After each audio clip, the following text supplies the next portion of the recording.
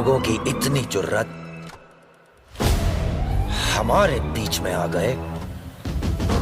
Jail जाते वक्त ये हथकड़ियां तुम दोनों के हाथों में होंगी। आखिर तुम हो कौन? हम कौन होते हैं बे?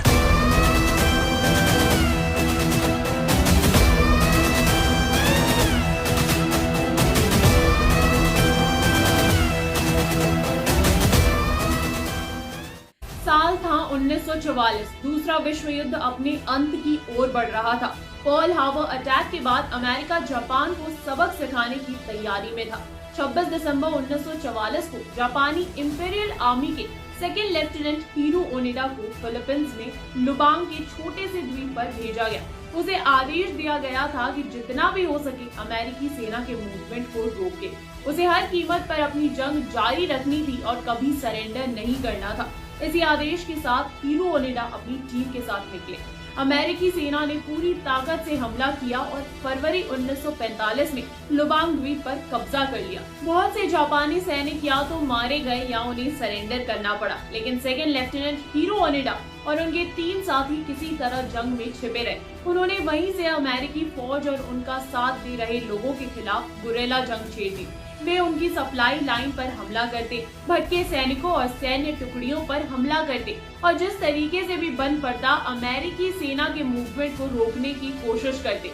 उसी साल अगस्त 1945 में अमेरिका ने जापान के 2 शहरों हिरोशिमा और नागासाकी पर परमाणु बम गिराया और भारी तबाही के बाद जापान को सरेंडर करना पड़ा।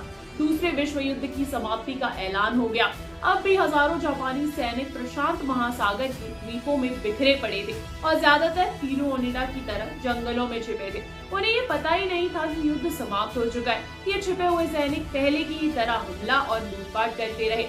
इन हमलों को रोकने के लिए अमेरिका की फौज ने सरेंडर कर चुके जापानी फौज और सरकार के साथ मिलकर फिलीपींस के जंगलों में हजारों पर्चियां गिराई, जिसमें लिखा था कि युद्ध खत्म हो चुका है और अब हर एक सैनिक को अपने घर वापस लौटना चाहिए। दूसरे लोगों की तरह हीरो ओनिडा और उनके आदमियों ने भी इन पर्चियों को पढ़ा, लेकिन तय किया कि ये पर्चियां झूठी है। हीरो ओनिडा ने वे पर्चियां जला दी और छिपकर हमला जारी रखा। 5 साल बीत गए, पर्चियां बंटनी बंद हो गई और ज्यादातर अमेरिकी फौज अपने देश वापस लौट गई। लुबांग की जनता भी अपने काम और खेती में लग गई, लेकिन हीरो ओनिडा की टीम जंग के मूड में बनी रही और जो मिलता उस पर हमले करती रही।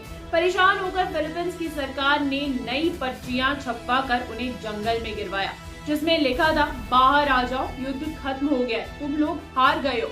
जापानी सेना ने उसे फिलीपींस के जंगल में भेजा। उसके आदेश के बाद हीरो ओनिडा ने फिलीपींस के सामने सरेंडर किया।